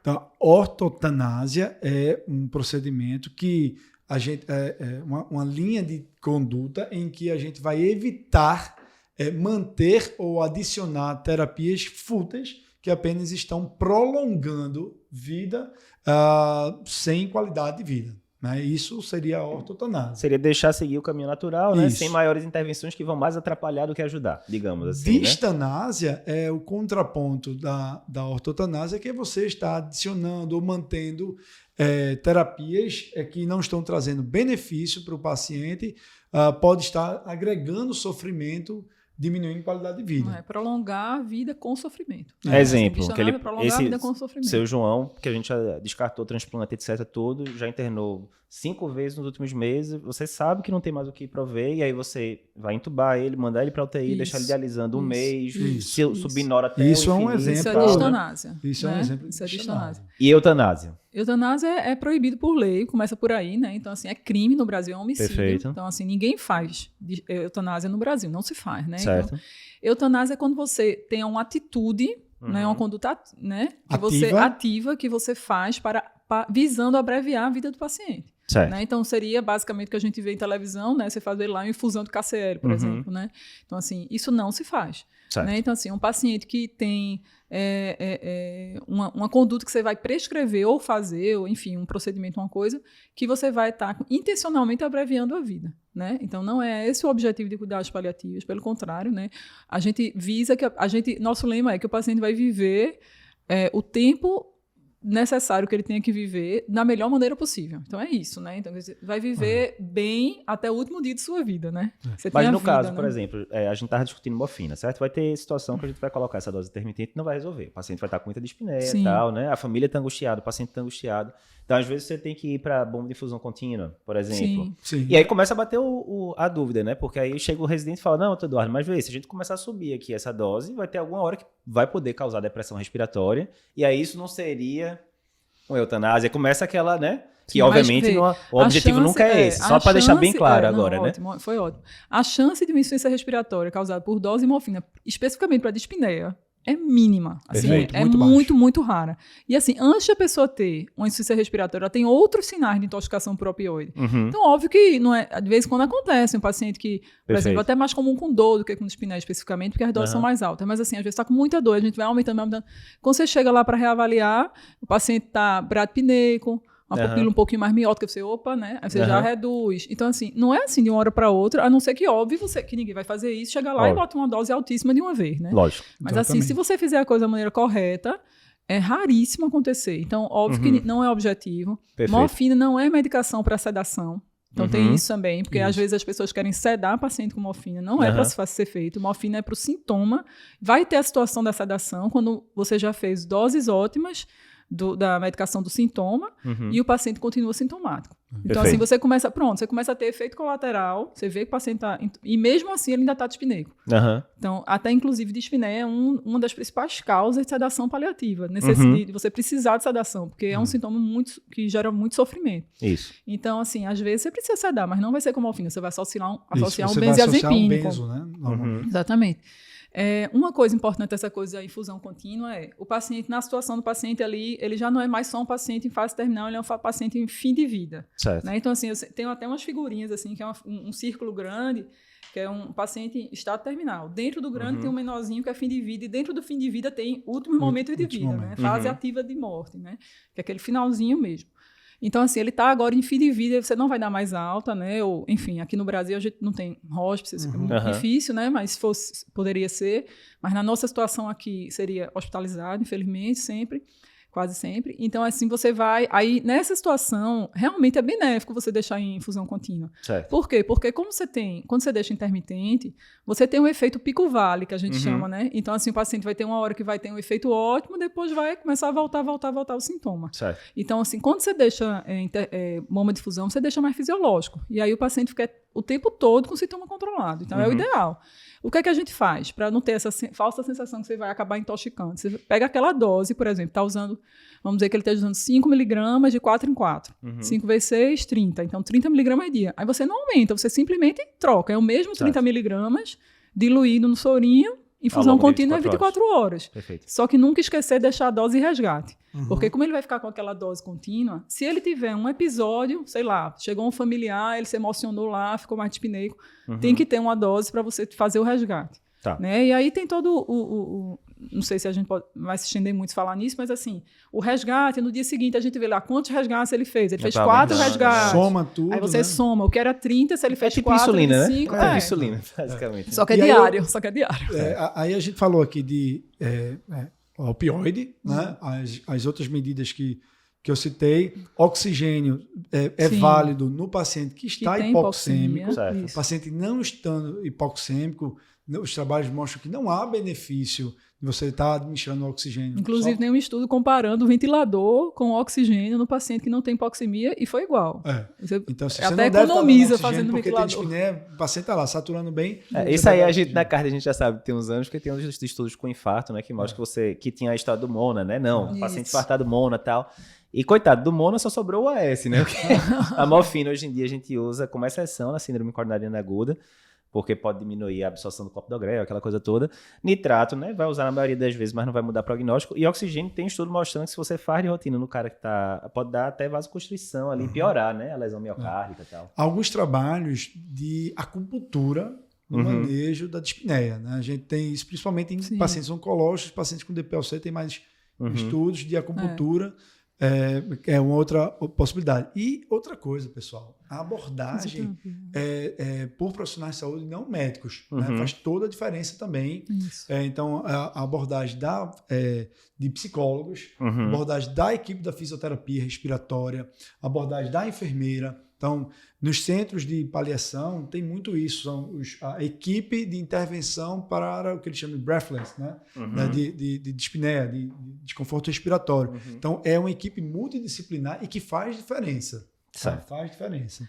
Dentro da fisioterapia, assim, nem sempre só VNI, né? Porque assim, tem muito essa coisa, né? Vai deixar na VNI, isso para IC e DPOC sempre é uma questão.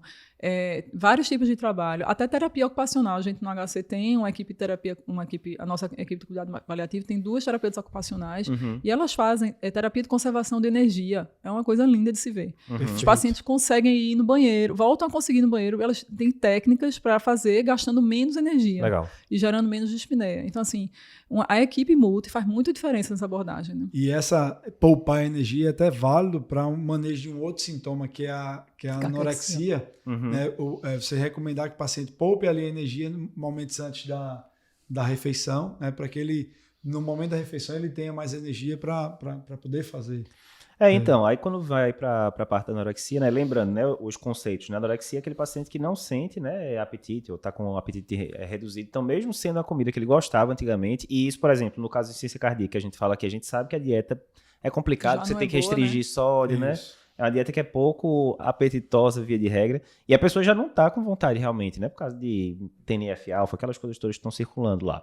E aí, o que é que dá pra gente fazer pra tentar melhorar alguma coisa nisso, né? Porque é uma coisa angustiante, principalmente pro familiar, né? Isso. A esposa às vezes fala, mas ele não tá comendo nada assim, não vai pra frente e tal. Aí começa aquele Aí vem o clássico, dilema, morrer né? de fome, né? Exatamente. Esse clássico, né? Exatamente. Em relação à dieta, é até interessante, porque assim, em oncologia a gente faz muito assim, dê o que o paciente quer, né? Só que em cardio a gente não pode fazer isso. Pois é. Porque se ele começar, ele vai ficar com edema, traz vai aí uma líquido, feijoada vai piorar. E um toicinho então, assim, aqui. ele vai piorar de sintoma. Isso. Então, infelizmente, eu até digo às vezes, olha, eu queria muito poder, mas o senhor... Às vezes o paciente nem quer, porque ele já viu que já aconteceu outra vez, que ele fez isso e piorou. Né? Então, essa coisa é importante, que não dá pra gente ser tão liberal, porque tem muito isso. Os nutricionistas, vou trazer Coca-Cola, porque o paciente está em fim de vida, mas pro cardiológico não dá. E aí, assim, é mais acalmar. A gente sempre diz assim, olha, pra gente, entre a gente e a equipe, a gente fala assim, veja, não é a falta de comida que vai matar ele de fome, é a doença que vai matar ele, né? É a doença que não dá fome, na verdade. Isso. Então, para a família, a gente sempre conversa assim, olha, veja, eu sei que é uma angústia, então, sim, validar o sintoma, né, da família, porque geralmente é uma angústia da família, não do paciente, essa coisa, né, da alimentação. Então, assim, eu entendo. Ele sempre foi uma pessoa que gostava muito de comer e agora não quer, porque isso ele está se entregando, tem muito isso, né? Então, assim, veja, eu entendo seu sofrimento, você vê ele comer, lhe faria muito bem, mas veja, entenda, para ele não vai fazer bem. Aí eu sempre digo, olha, a gente tem uma virose, uma gripe, a gente fica sem apetite, imagina uma pessoa, como ele está, com falta de ar, com esse mal-estar. Aí eu ainda falo assim em palavras mais simples, né? Geralmente a gente fala assim, tipo, olha, quando a gente tá com a doença assim, nessa fase avançada que ele tá, tem coisas dentro do nosso corpo que tiram o nosso apetite, que são as citocinas, né? Tudo mais, né? Então, ele não tem. Então, vamos fazer o seguinte, vamos tentar dar várias vezes ao dia, de pouquinho em pouquinho. Quando ele disser que quer comer uma coisa, a senhora, em vez de preparar, porque tem isso também, aí prepara uma panela, né? Um belo dia o paciente diz, eu quero comer uma feijoada, sei lá o que seja, né? Mesmo que seja sem sal, sei lá. Um feijão lá. Aí pronto, ele hoje quer comer, aí faz uma panela e fica frustrada porque ele não come, né? Faça um pouquinho só, ofereça ali um caldinho, né? Então, assim, várias vezes ao dia, fracionado. Ele vai dar 2 golinhos e tá tudo bem. Não se preocupe com isso. Então, assim, faz parte, a gente sempre deixar eles claro que faz parte. E aí chega aquela filha, estimular, né? Que leve o paciente para a mesa, para sociabilização. O fato dele estar ali na mesa com os outros, de não estar só no quarto, na cama, faz diferença também, né? O papel da nutricionista é bem importante aí nesse cenário também, né? Para tentar ofertar, dar dicas de alimentos com maior teor, densidade calórica e proteica. Né? Vale a pena a abordagem da nutricionista, é importante também nesse cenário. Né? Tentar, mais uma vez, ver o que pode ser feito para a otimização da doença de base. Né? Às vezes, por exemplo, um paciente aqui, cardiopata, que está usando um digitálico, a gente sabe que os efeitos colaterais da digoxina pode ser inapetência, então será que dá para a gente reduzir um pouco a dose do digitálico, ainda há necessidade do digitálico aí, enfim, a gente tem que... Controlar a náusea, né? Às vezes tem náusea, né? A náusea está trabalhando, o paciente está constipado porque está usando morfina, né? Está constipado e a constipação piora a aceitação alimentar, então controlar outros sintomas que podem estar interferindo também E aí às vezes chega aquela filha mais preocupada e fala, não, vamos passar uma sonda? E aí, não rola não passar a sonda? Demais, né? Frequentemente a gente se depara com esse cenário e aí é colocar exatamente o que Maria estava falando, de educar a família, né, para fazer com que eles entendam de que aquilo ali não é o que está matando o paciente, aquilo ali é um sintoma do final de vida. Né? É uma manifestação do final de vida. Então, fazer eles compreenderem isso e colocar aqui a colocação da sonda vai no sentido inverso, contrário ao que nós estamos objetivando, que é dar qualidade e conforto para ele. A colocação da sonda vai trazer desconforto e não melhora indicadores nutricionais, não melhora a sobrevida. Isso é importante. Mas mesmo que aumentasse, aumentou uma semana, mas aumentou uma semana de desconforto, na verdade. Ou seja, então, distensão abdominal, náusea, maior chance de diarreia, de diarreia. De úlcera por pressão. Mas em contrapartida, Lapa, só pensando também que a gente tem que olhar todos os ângulos. Também tem que pensar qual é o valor para esse paciente. Às vezes, para ele comer é importante. Então, às vezes, ele quer comer. Já tive pacientes que tinham problemas abdominais que ele queria comer e ficava com a sonda aberta, comia e saía. Então, da mesma forma que a pessoa não sente o gosto, né? Quando tá com a sonda. Mas por isso que é importante a gente não julgar os valores que a gente tem para o paciente. Perfeito. Então, é sempre importante você estar discutindo isso para saber a história, porque às vezes, para a família é importante, para ele é importante comer, e às vezes ele pode não estar com fome, mas o fato dele querer ter aquela oportunidade de ser. Então, essa é a chave. O cuidado paliativo, ele é um espectro. Dos mitos também, que a gente já está falando de vários mitos aqui, é que cuidado paliativo é tudo ou nada. Ou ele está em paliativo, ou ele não está em paliativo. Ou é preto ou é branco. Né? Ou eu estou fazendo tudo e quando eu estou com paliativo, eu abandonei o paciente, não faço mais nada. Então você tem que ter escalonamento, existem estruturamento e escalonamento mesmo de terapias. Às vezes você vai discutindo, para esse paciente, ele é um paliativo não exclusivo, é um paliativo que eu vou fazer as medicações, eu vou começar antibiótico, eu vou fazer até hemodiálise, mas se esse paciente parar, ele não reanima.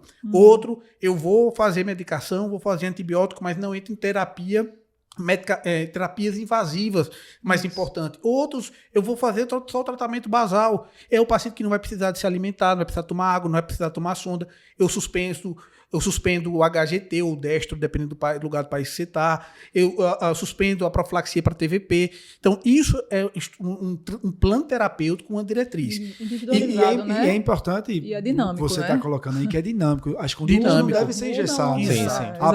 A cada nova intercorrência que surge, mudança do cenário clínico do paciente, as decisões vão sendo mudadas também. E aí, nesse cenário, você tanto tem a parte de instituição de terapêuticas, como você falou, que é totalmente dinâmico, e às vezes a gente também tem que estar ciente que às vezes a gente vai suspender determinadas atitudes que a gente começou. Não é porque você começou, se o paciente não respondeu, é um paciente que você encarou como refratariedade, esse paciente vai ser suspenso as coisas. E aí entra naquela história da ansiedade do médico, quando a gente trabalha em UTI, às vezes é aquela história que o paciente está usando droga, no primeiro momento era aquele que era paciente que tem investimento pleno, e você depois, no momento, ele entra em refratariedade e você fica aumentando droga, com aquela história, não, da mesma coisa da morfina. O paciente está aumentando morfina porque ele está com dispneia, se já começou a sedação, não é questão dele intoxicar que vai morrer. Se ele morrer, não foi pela intoxicação, a doença que matou ele. Então, isso que tem que ficar claro para a gente não perder o contexto geral, né? Sim. Pode falar. Você falou bem aí de uma questão de não é preto no branco, né? A gente costuma dizer que entre o preto e o branco existem vários tons de cinza e na prática a gente pode ir costurando, fazendo uma medicina customizada. E aí, por exemplo, tocando aqui no cuidado no final de vida de um paciente cardiopata, uma dúvida que às vezes surge é, por exemplo, a utilização de inotrópico. Isso. Né? Será que por ele estar em cuidados paliativos, a gente não pode dar um inotrópico, não pode dar dobutamina? É contraditório prescrever dobutamina. Eu acho que a Não, parte do pode não. inotrópico tem 2 pontos muito importantes. O primeiro, eu acho que tem muito cardiologista que só pensa em cuidado paliativo quando o paciente já está há muito tempo indo à buta. Não é pouco tempo, não. Não, tá usando 10 dias e eu não consigo tirar da buta. Agora tá na hora do cuidado paliativo. E aí, provavelmente, já passaram-se meses, né? Que o cuidado paliativo deveria ter sido definido. Eu acho que esse é o primeiro ponto. E o segundo ponto, a gente teve um paciente recentemente lá no HC, que era justamente isso. A gente tava nessa situação, né, de tentar, a gente já sabia que era uma doença terminal, mas ele já tinha conseguido ir para casa algumas vezes e ficado, né, 20, 30 dias com a família. Mas aí dessa vez realmente começou a prolongar. E aí teve uma hora, a gente até, se eu não me engano, a gente discutiu com Maria esse caso. E aí, não, vamos fechar a paliação, o pessoal da paliação começou a acompanhar, mas era interessante, porque aí os residentes falaram, não, então a gente vai tirar da bota, né? Tava, sei lá, 10 ml hora, dava uns 5 microgramas. Aí, olha, vamos ver como é que o paciente fica. Agora, ele não tá com o dispneia em repouso, né? Beleza, vamos tentar diminuir. Quando jogava para 9, o paciente fazia dispneia franca. E é aquele negócio, né? É uma atitude paliativa, né? Sim. Porque esse paciente tá com dispneia franca, Você tá com controlando 9, sintoma, né? Exatamente, né? Sintoma, se aquilo Ficava ali tá desesperado o fazendo... paciente, ficava desesperado a esposa do lado. Meu Deus, ele tá com falta de ar, não sei o que. Enfim, então, tudo bem é complexo, relativo, né? Não existe um certo ou errado nessa Exato, história, né? exato. Porque fica, aí você aquela história do valor de novo, né? Então você vai ver o que é importante para o paciente, né? Se Isso. a gente pudesse, obviamente, mandá-lo para casa fazendo, seria Exato, ótimo, né? Exato. né? Mas assim, nem sempre, já a grande maioria, na verdade, não pode, não dá. Uhum. E aí você vai ficar naquela. Mas vale a pena, então, a gente ficar prolongando, Isso, né? Mas aí nem isso. não é distanado, você não está prolongando com sofrimento, pelo contrário, Isso. você está controlando o sintoma e está prolongando, de certa forma, também, né? Isso. E Não, aí, e às vezes o paciente vai precisar, né? Para organizar Isso. finança, Não, organizar pois é. testamento, exato, né? Enfim, exato. né? E Porque aí, isso é uma coisa que causa muita angústia, principalmente em homens, né? Como o homem classicamente é visto como provedor, né? Óbvio que isso aí tem mudado muito.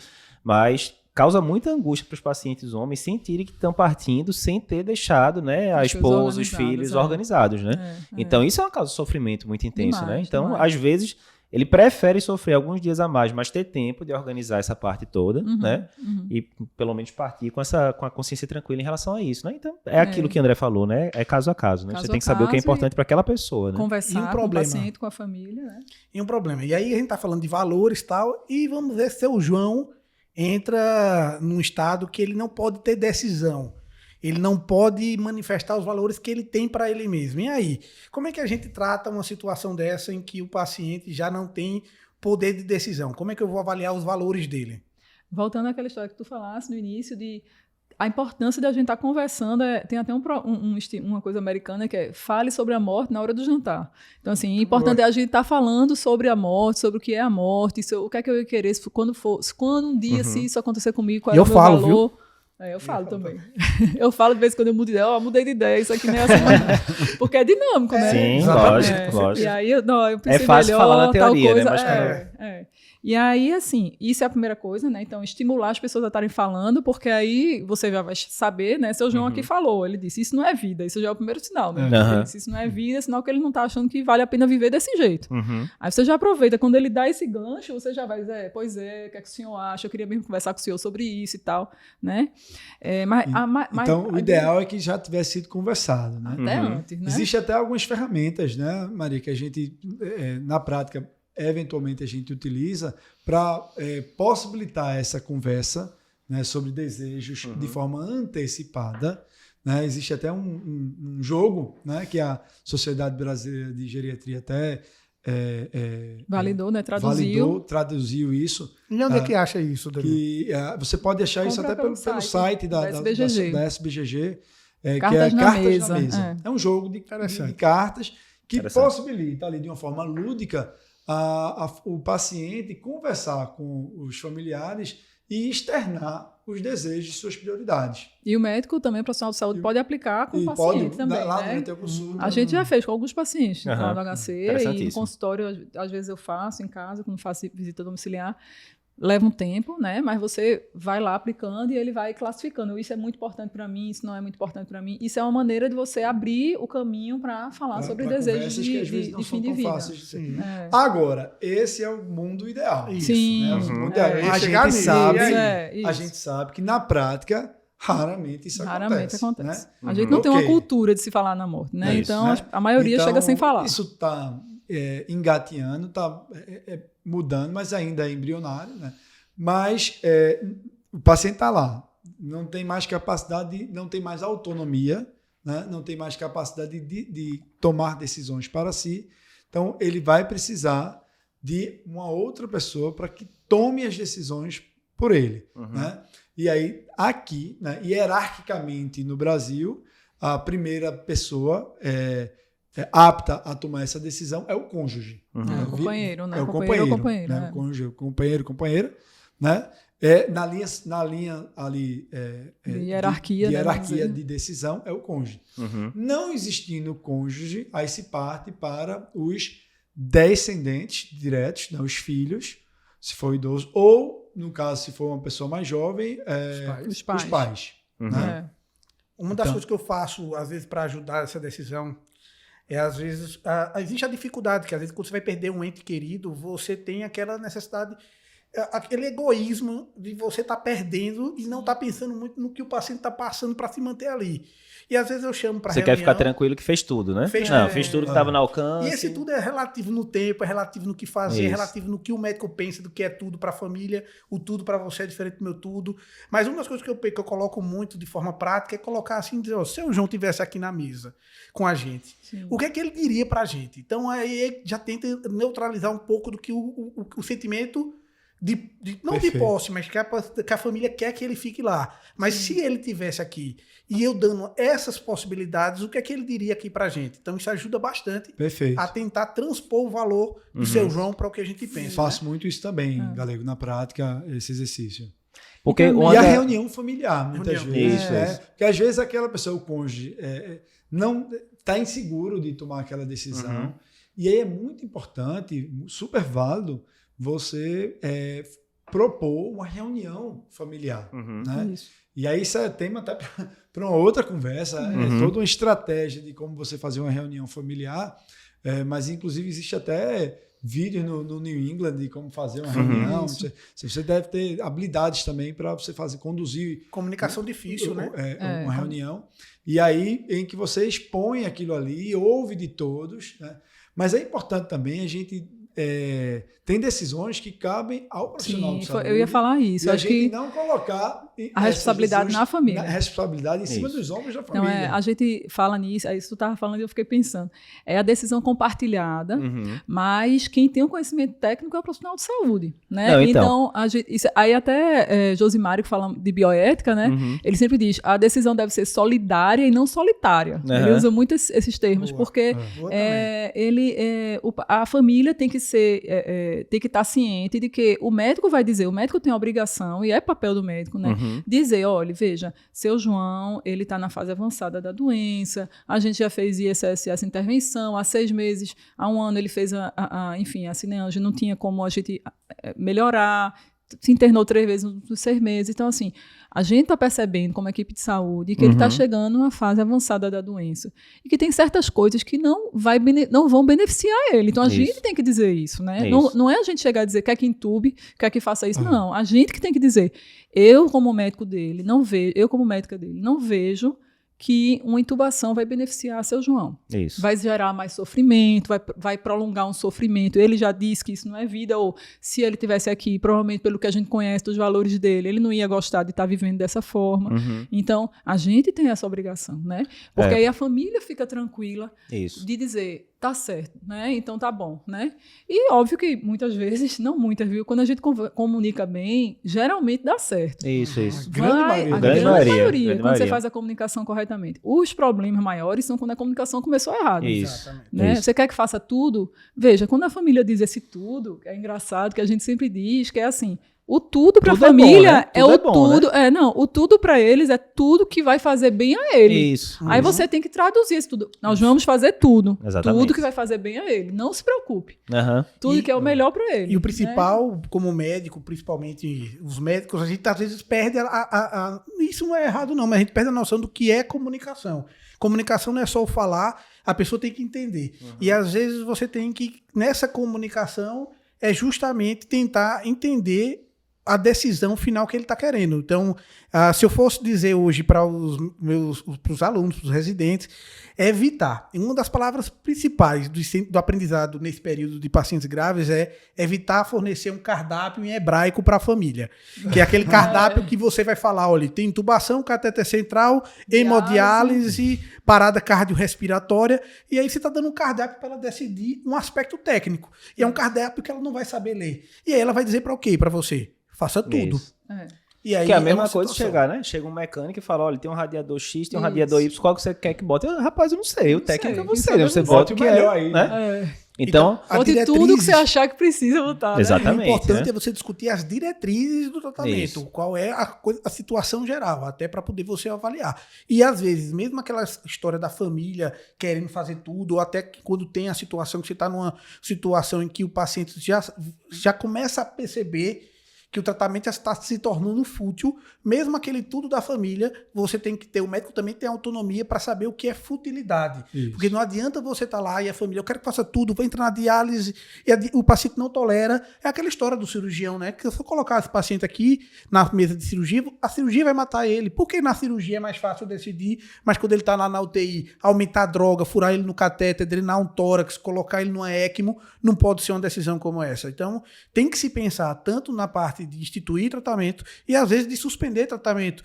E aí eu volto para o caso clínico, que é um caso clínico de um paciente que tem um CDI e que está com uma situação de cardiopatia terminal. O que é que você faz com um paciente com CDI e cardiopatia essa é uma terminal? E quando foi complexo, colocado, viu? tinha indicação, né? Tinha O paciente ainda indicação. tinha uma Aí sobrevida você razoável. entrou né? numa questão É aí bem bem complexa, complexa, né?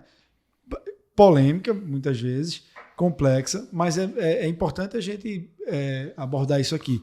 Um paciente que tem uma doença cardíaca terminal, como o seu João, que vem sofrendo qualidade de vida muito ruim, talvez o CDI esteja impedindo ele Isso. de ter a morte mais digna que ele poderia ter. Que é a morte súbita. Uma Tem morte um súbita. FV e acabou, né? No meio da No noite. FV, né? Uma morte indolor, rápida. E não só isso, né? Não só impediria isso, como a gente sabe que o CDI, quando dispara, causa dor, né? Causa Desconforto, Causa dor, né? Exatamente, exatamente. Eu vou contar uma história lá. Eu já tive paciente que eu atendi numa situação exatamente igual. Exatamente. Vários internados. Era seu João, só que era outro nome. E aconteceu a mesma coisa. Ele foi internado, vários episódios de descompensação. Cada vez essas descompensações ficaram mais próximas, precisando de droga vasativa, não desmamava. Já tinha tido 3 choques apropriados. Já estava internado há 2 meses na UTI. E uma das coisas que foi mais fácil essa decisão, ele pediu para desligar o aparelho. E aí a gente chamou o técnico desligou o aparelho. Interessante. 2 dias depois de desligar o aparelho, ele falece com um choque. Mas isso, mais Sem uma o vez, choque. Sem um choque. não, né? faleceu com um choque. Ele tem um choque, na verdade, Sim. da arritmia. Dá Certo. arritmia. E aí, o que é importante, nessa a gente teve que deixar tudo alinhado com os técnicos, Isso, com a isso tem que equipe, ficar bem amarrado. para ficar claro que aquilo ali que ele estava em final de vida. Isso. Então, a própria diretriz também de dispositivos cardíacos, ele fala que em pacientes terminais, uma das indicações justamente isso, por dignidade, é você desligar o CDI. Isso, Isso. exatamente. A gente costuma dizer é menos difícil decidir implantar do que decidir Desligar. desativar. Qualquer E instituição. lembrar, Isso, lembrar isso. que a gente sempre fala isso também, né? O princípio bioético de você não fazer uma coisa é o mesmo de você retirar. Então, Exatamente. a gente se sente Sim, sim. pior tirando. Parece que a Sim. gente está tirando uma coisa e aí por isso o paciente vai vir a falecer mais rápido. Mas se É. você for analisar bioeticamente, é o mesmo princípio. Então, não tem que ter esse medo, né? E outra coisa importante é não tem que ter o medo de ser uma coisa que pode ser punido no futuro, porque isso já existe recomendação, já existe resolução, tanto de CFM como resolução de lei, né, no âmbito judicial, baseada até na Constituição, falando assim, é permitido ao médico cuidar do paciente da melhor maneira que ele não, assim, diante de um agravo ameaçador à vida, tratar com procedimentos que não vão gerar sofrimento. Sim.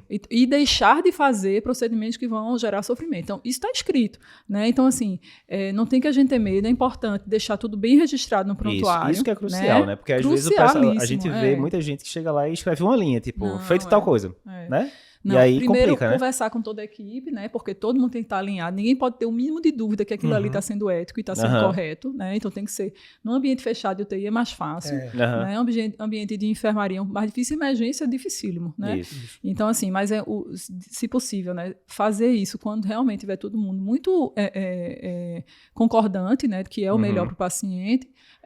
E deixar muito bem registrado no prontuário, diante, paciente, doença avançada por causa disso, score tal, não sei o que lá, tudo bem documentado de maneira mais objetiva possível, né, com dados clínicos de tal. E várias equipes também registrarem, exatamente. E o Isso princípio aí... magno da medicina é não maleficência. Exatamente. Então, a partir do momento que você tem isso na ideia, mesmo determinadas instituições que você instituiu naquele momento, podem ser retiradas, porque você pode encarar que aquilo ali está fazendo mal para o paciente, né? Rapaz, quando o cara fala isso 2.500 anos atrás, e até hoje a gente fala do primo do Nostri, né? É porque foi muito bem dito, né? realmente é correto. Agora, um negócio que eu acho importante, que às vezes eu vejo os residentes se complicando um pouquinho, porque aí é aquele negócio, né? Um dia um residente estava evoluindo o paciente, final de semana é outro paciente, aí às vezes passa alguma informação um pouquinho distoante, e aí a família fica naquela, com o pé atrás, né? E aí, às vezes, eu chego lá para passar a visita e a pessoa fala, olha, doutor, a filha daquele paciente ali tá dando problema. Eu falo, olha, minha gente, a primeira coisa que a gente tem que fazer é deixar claro, cristalino, que tá todo mundo do mesmo lado. Sim. Ah, mas isso é o óbvio. Sim, o óbvio precisa ser dito. Claro. Quase sempre, quando eu chego lá, aí resolve, ó, vamos sentar aqui todo mundo. Vocês têm total noção que tá todo mundo aqui, obviamente não na frente do paciente, tá todo mundo querendo bem aqui de São João. Todo mundo quer a mesma coisa, que se possível, se a gente conseguir mandar ele para casa, ótimo, mas se não, a gente vai... Então, a primeira coisa é colocar isso com todas as letras, porque é uma coisa boba. Lado, né? Mas às vezes o pessoal fica falando, não, estão querendo se livrar do meu pai, estão querendo rodar o leito, estão querendo, né? Aí começa as elucubrações e tal. E na hora que você não fala, aí o bicho começa a crescer, o demônio começa a tomar espaço, né? Então, às vezes você fala isso e... Aí é aquele negócio, a gente é muito imediatista, né? A gente quer ter uma conversa de 10 minutos e resolver tudo que ficou dando errado ali durante dias, né? Então já teve vários casos lá no HC também, que a gente chegou, primeiro dia, a relação já não estava muito boa. Aí eu chego, tal, falo, você vê que o familiar tá meio assim. Aí outra pessoa chega, no outro dia fala. Quando você vai passar a visita depois de 5, 6, 7 dias, aí tá tudo tranquilo. Demorou ali, foi de pouquinho em pouquinho, todo mundo ratificando sempre o mesmo discurso, né? Pra ver que não existe, né? Ruído no meio do caminho, né? E aí é muito importante, todo lugar que tem muito residente, interno e tal, ó, senta com todo mundo, a estratégia é essa, né? Explica tudinho, como você falou, né? Não pode ter dúvida entre a equipe e o que tá sendo feito é certo, né? Exato. E aí, geralmente isso aí resolve. Então, é uma dica simples, boba, mas que faz muita diferença, né? Na prática, né? E assim, o processo de aceitação, né? Tanto do paciente como da família, leva tempo, né? Isso. Então, assim, até a gente em comunicação fala muito assim, se você começa a comunicar e você vê que o paciente não está bem, não adianta. Isso. Tudo que você falar dali para frente, ele não vai absorver. Né? Exatamente. Não vai. Então, você tem que desfazer o estado de ânimo, clarear um pouco. Às vezes, que a gente pode conversar um pouquinho mais amanhã. Isso. Amanhã eu volto e a gente faz um pouquinho mais. Aí, às vezes, a pessoa tem tempo para digerir a ideia, pensar melhor, e no outro dia vai ser uma conversa mais fácil. E às vezes você vê, né? Tem 5 familiares, tem 3 que estão concordando com aquilo, e tem 2 que não estão. Muitas vezes o que não estão são aqueles que estão mais distantes. Mora longe. Não entra em contato. É a síndrome do filho distante.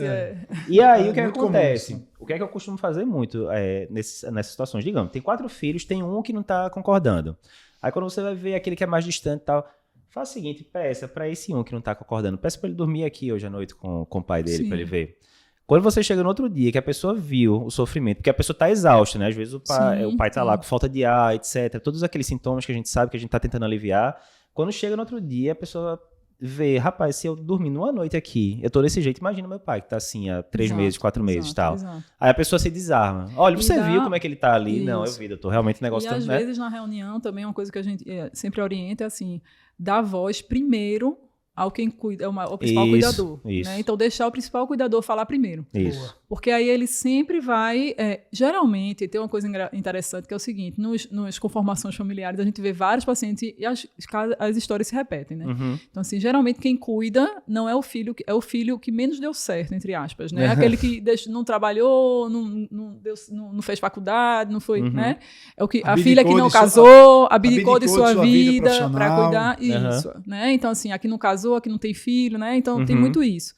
Então, assim, geralmente, entre os irmãos, esse é visto meio como o que não deu certo. Um páreo, né? Então, assim, existe, isso é muito velado, né, claro. Sim, sim. Mas aí você pega e valoriza aquela pessoa, que é de Lógico. fato a pessoa que está à frente do cuidado tem que ser valorizada. Então, Lógico. é muito comum, e quando você vê assim, sentado todo mundo, aí esse distante, geralmente é o que a gente chama de alfa, né? É o que quer primeiro falar. Aí você, não, peraí, espere sua vez. Quem vai falar primeiro é fulana. Aham. Né? E aí, quando ela começa a falar e fala de sofrimento, e papai vinha dizendo que não aguentava mais, e não sei o que lá, e ele vem sofrendo, aí isso já dá uma acalmada, né? Sim, sim. Também funciona muito bem. Ótima dica.